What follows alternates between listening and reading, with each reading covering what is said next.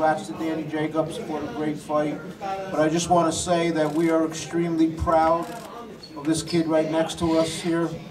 He fought his heart out under tough conditions. You know, I think he proved tonight that he belongs to be considered right up there with the top middleweight contenders in the world, and he will be back. Ladies and gentlemen, Luis Arias.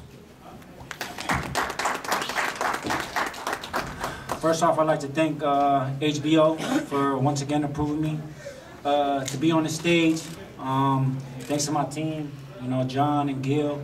You know, we had a great training camp.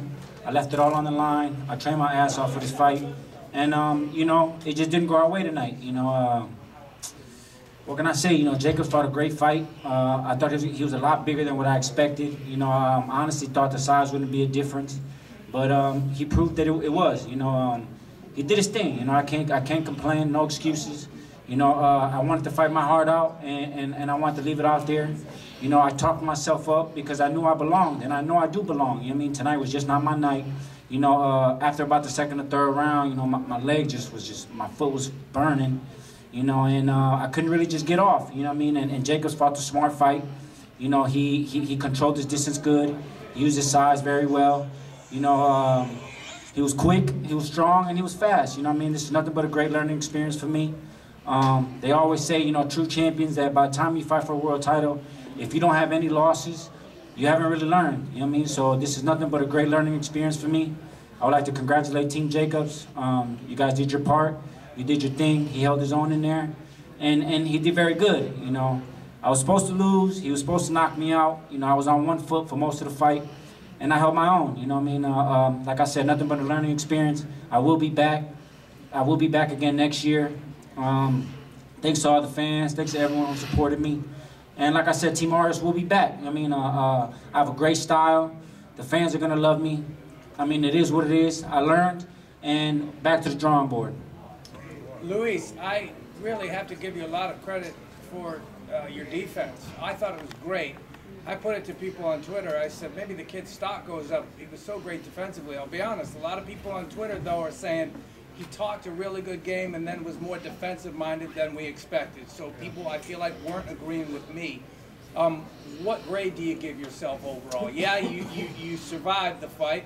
But I guess people were expecting maybe more offense. Yeah, man, bad grade. You know, like I said, I couldn't really get off. You know what I mean? Like, I'm very good with my right hand. You know, and I couldn't just plant my right foot. You know what I mean? So it was hard for me to time them. You know, in the beginning of the fight, I was able to see certain openings, and then just my body wouldn't allow me to see these openings as the fight went on. You know, like I said, Jacobs fought a very good, smart, composed fight, and he showed that he's been there before. This is my first time on that stage.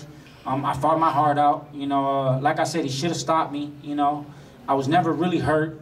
You know, he caught me with a couple good shots, but I caught him as well. I mean, I feel like the size difference was definitely helped in his favor. But like I said, I'll be back. I mean, I'll be stronger. If I would have had both my feet most of the fight, you know, I would have been a lot more offensive. You know, but like I said, it just wasn't my night. Jacobs had a great night, and we will be back. Was he as good as you expected, or better, or worse? He was a lot smarter than I thought. You know, usually Jacobs get careless. You know, so a part of me, you know, wanting to talk it up was to make him get careless. And he was getting a little careless, but he was also getting composed. You know, he was just a lot bigger. You know what I mean? Like, I thought my shots would affect him a lot more, but he found a way. He found a way to win. You know what I mean? So like I said, I had no excuses. I left it all in the gym. I try to leave it all in the ring tonight. And Jacobs was just a better man tonight, and I will be back.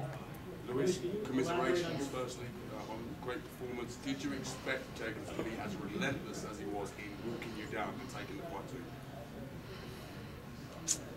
Initially, not at first, you know what I mean? Like, but everyone's game plan is different once that bell rings, you know what I mean? And like I said, man, I was fighting on one foot for 85% of the fight, you know? Like, I felt like the first 3-4 rounds was a little tactical.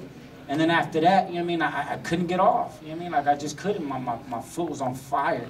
I mean, and I don't want to make any excuses, you know, but it's hard to shoot her over. I got a perfect right hand, a very strong over right hand, and it's hard to plant that over right hand when your foot is on fire. You know what I mean? So, but like I said, Jacobs is very smart, very experienced. The big guy, he used his size, he used his intelligence, and he won the fight. You know what I mean? But like I said, he should have knocked me out, and I was able to go to 12. So. Was the fact that he kept pressing forward, did that bother you? Not at all. You know what I mean? I actually wanted him to do that. You know what I mean? So I could get him to open up. You know, but again, it's hard to counter somebody when you only got 1 foot. You know what I mean? And I just, you know, no excuses. You know, he was a better man tonight. You know, he did his thing. He found a way to win. You know, he controlled the distance pretty good, and you know, he was the victor tonight. Can you elaborate on your foot being on fire? What is Man, I don't know. Like, you know, like I said, the first 3 rounds, you know, it was real cool, real tactical. We were both moving. You know, I was shooting shots. You know, he was shooting shots. And I just must have stepped on it, and I just, you know, I got a blister the size of a baseball on my right foot, you know, and at the moment I took my shoe off, like, my whole sock was bloody, you know, so it's kind of hard to, like I said, it's hard for me to plant my foot. My foot just kept, man, it just kept burning, but it's part of adversity, you know what I mean? I was able to stick it through. I still try to fight my heart out. I really wanted a war, you know what I mean? I really wanted to sit there and duke it out with Jacobs, you know what I mean? And I took, you know what I mean? I took what I could. I tried my hardest to try to duke it out with him. But, you know, like I said, he was the bigger, smarter man tonight, and he showed it, you know, and congrats. Like I said, I can't say congrats to Jacobs, but I will be back, man. I will be back. It was a great learning experience for me. Just talking about the size differential real quick, is there a possibility that you would maybe fit better at 154? We've talked about it. But I don't know. I mean, I didn't smoke every other middleweight but Jacobs. Jacobs is by far the biggest middleweight that I've seen in the whole division. You know what I mean? So, I mean, I'm pretty sure I can hold my own with anyone else, but just tonight was not my night. You know what I mean? I will be back. I will climb back. If in a year or two the Jacob fight presents itself again, you know, I'm jumping on it, you know. But right now it's just back to the drawing board. It's back to getting better, back to learning. And like I said, if people who don't have it lost, prior to their first crack at that world title, really haven't learned anything. So, like I said, another learning experience for me. Congrats on a really spirited fight. I mean, you put up a terrific fight. You just said going back to the drawing board.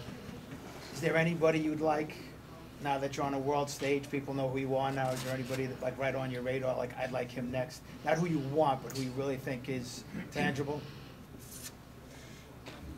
I was willing to fight anyone in the division. You know what I mean? And I still say that. You know what I mean? Like I said, Jacobs was a great fight, and I learned a lot from that. You know what I mean? And I will be a lot better in my next fight.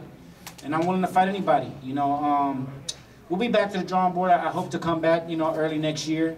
And the Jacobs fight was presented to me in one day, and I took it. So we'll wait and see. I'm going to sit back and talk to my team, see what they think. You know, I talked a good game. I tried my hardest to back it up, you know what I mean, and I will get better. And my next go around here on the big stage will only get better and better. You know, I'm only 27 years old. I'm barely touching my prime.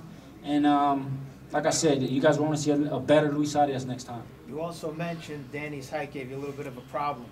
From ringside, it appeared the top ring rope was maybe 8-10 inches higher than normal. I mean, the heavyweights didn't look like big behemoths that they are. Did you feel a difference? Does that throw your game off at all? Honestly, after the third round, I was just thinking about my foot. You know what I mean? The ring was just the ring. You know what I mean? Like, there's no excuses. You know what I mean? Like, the ring can be it is what it is. You know, Jacobs was just smart tonight. You know what I mean?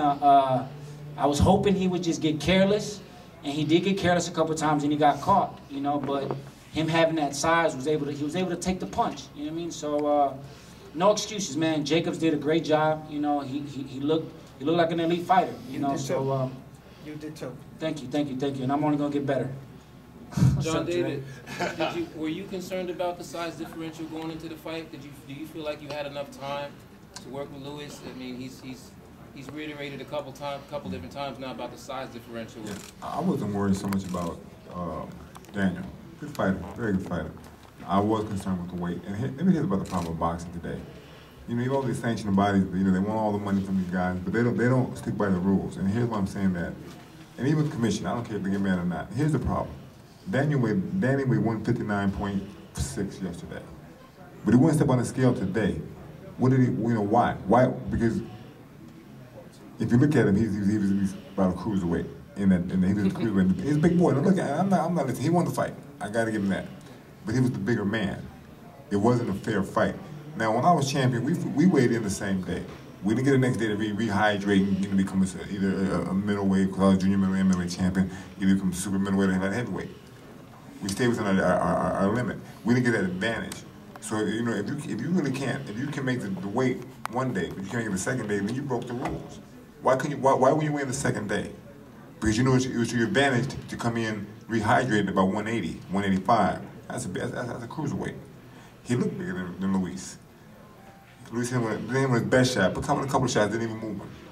Were you telling him to go into survival mode? No, I tell him, listen, forget the survival mode. You got to fight. You got to be smart. But whatever he did, it didn't really work for him because this guy was big. He was, you know, he did what he had to do and he won the fight, but he was bigger. And anybody that was at ringside or even in just there, you seen the weight advantage, the disadvantage that he had. And, you know, it worked to their advantage and they got away with it, so you got to give him that. You know, he was bigger. Way bigger. Boxing should go back to what it used to be. These guys, they come in the next day rehydrated 20, 30 pounds, but they were the night before. What is that? Then if you can't make that weight the second day, then you should fight, you should move up. Don't take advantage like that and then use it to your advantage. And he's coming in maybe 170 at the most.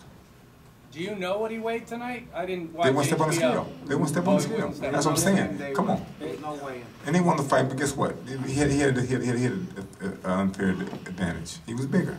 And he knew that. And he used it to his advantage, so he won the fight. I can't take that from him, but I will take the fact that you weren't even super middleweight. You weren't even light heavyweight. You were cruiserweight. And I guarantee you were in that range. And that's the big, you know, when you're fighting someone and he's about 170 most, it shows. And now you're the bigger guy, so you can take his punch, you can walk him down. You can do things that you never done in other fights. You can do that with Triple G. Because you didn't weigh that much. Even though you did weigh that much, you didn't do the same with Triple G. Because you able to do that with this kid, so he got away with it. And boxing the sanctioning body should be not allowing that. Well, listen, the sanctioning body, the commissioner, they shouldn't allow it. They got to step up. They say they're for the betterment of the fighters and their health.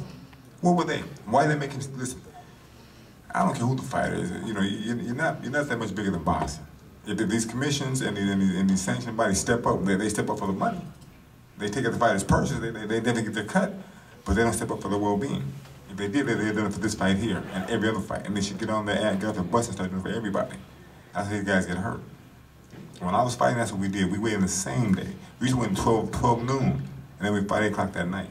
You can put on 20, 30 pounds. Now, they do that now. These commissions and these sanctioned bodies, they say nothing. When they get their money, they look the other way. That's the fighters. Time for one last question.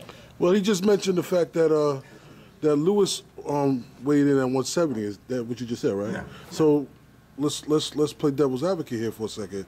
Let's say Lewis fights a fighter who comes in at weighing at 159, and then you come in at 170. Okay. And the fighter comes. But the next day you're allowed 10 pounds. That's it. You can't pass 10 pounds. Okay. That's what I'm saying. So you're saying you can't. You would prefer that if the fighter's going to come in the next day weighing a certain weight, they shouldn't go past the limit. Don't go 20, 30 pounds over the limit. Okay. Listen, if you want to be real fair, go back to when I fought. We weighed in the same day of the fight. You can put 20, 30 pounds back on. Okay. And you know, if you say you care about boxing, these commissioners and these sanctioned bodies, do what's right, do it the right way, because these guys are getting crazy with putting his weight back on the next day. So you're saying that the deck is stacked for a certain fighter in a favored position in boxing all too often? Sometimes it happens, and he's not crying about it. He's giving Jacobs all the praise, and I'm the one crying about it because it's not fair to boxing. It's not fair to the fans. It's not fair, period. I mean, this fight was set up for Jacobs anyways. Like I said, we came into his backyard. The fight was offered Friday. It had to be said yes or no by the end of the day. Originally, we were going to fight for my USBA title, which would have forced the 10-pound weigh-in the next day. The first contract had it on there, but the commission contract didn't. So there was no 10-day weigh-in. There was no HBO weigh-in prior to the, they usually do the HBO weigh-in. There wasn't that. I mean, there's no excuses, Like I said, Jacobs just had a better night tonight. We will be better. We will be back. We're just back to the drawing board. This is just a great learning experience. I came to fight, my circumstances could have been better, But I left my heart out tonight. You know, sorry to the fans, but I will be back. You know what I mean? I will become bringing wars. I'm going to keep talking. You know what I mean? I'm going to keep selling myself. I'm going to keep selling these fights. And let's be real, I made this fight interesting. You know what I mean? If it wasn't for me talking, the fight probably wouldn't have been as interesting as it was. You know what I mean? And my foot wouldn't have been as burning like it was. It would have been a better fight too. But it is what it is. You know, it was just a great learning experience for Team Arias. I'm just glad, you know, that I was on the stage. I was able to get my name out there. And we're only going to get better from here. Like I said, the world title will be mine sooner than later, hopefully. And Team Arias will be back. Thank you so much.